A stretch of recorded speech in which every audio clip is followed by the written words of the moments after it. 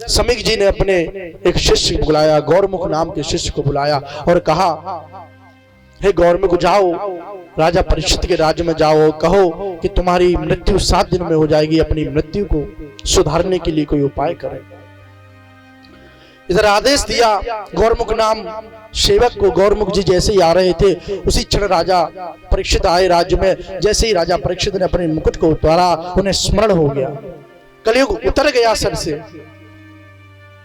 देखो, इस कथा में एक सुंदर बात बताता हूं। कलयुग आपके ऊपर तब तक रहेगा जब तक आप अधर्म करते रहोगे, जब तक व्यभिचार करते रहोगे, जब तक हिंसा करते रहोगे, जब तक गलत स्त्रियों का, गलत लोगों का साथ करते रहोगे, कलयुग तब तक ही आपके ऊपर हावी रहेगा।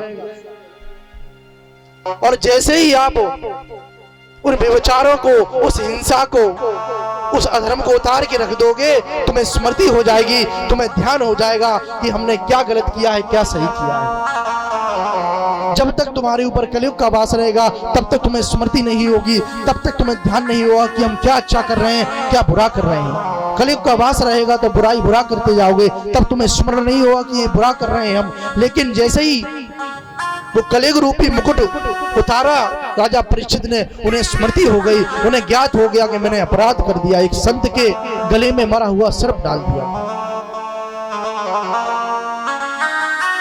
हमारी स्मृति तभी तक दूर है, हमारी स्मृति जागृत तभी होगी जब हम इस कलयुग को अपने सर से उतार देंगे, इस अधर्म को अपने सर से उतार देंगे, अपने विचारों से उतार के रख देंगे, अपने मन से इस अधर्म को उतार देंगे, इस हिंसा को उतार देंगे, इन विचारों को अपने हृदय से निकाल देंगे, इन काम क्रोध मद लोभ मत्सर को जब हम अपने विचारों से निकाल देंगे, समझ जाना कि कलयुग तुम्हारे दूर, तुमसे बड़ा दूर चला जाएगा। और जब तक तुम ये सब अपने माइंड में, अपने विचारों में, अपने मन में रखोगे, सोच लेना कलयुग तुम्हारे ऊपर हावी है, सदा हावी रहेगा, वो कभी छोड़ के नहीं जाने वाला।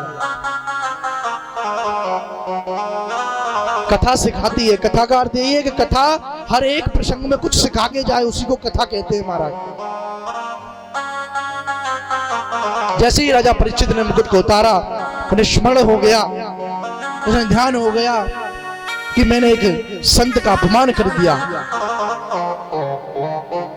महाराज सोचने लगे, विचार करने लगे कि मैंने एक संत का अपमान कर दिया है। परीक्षित जी कहने लगे कि मैं आज ही ब्राह्मण की क्रोध रूपी अग्नि में अपने कुल सहित जल के भस्म हो जाऊं, अपनी प्रजा सहित जल के भस्म हो जाऊं, ताकि ऐसा अपराध कोई दूसरा ना कर पाए।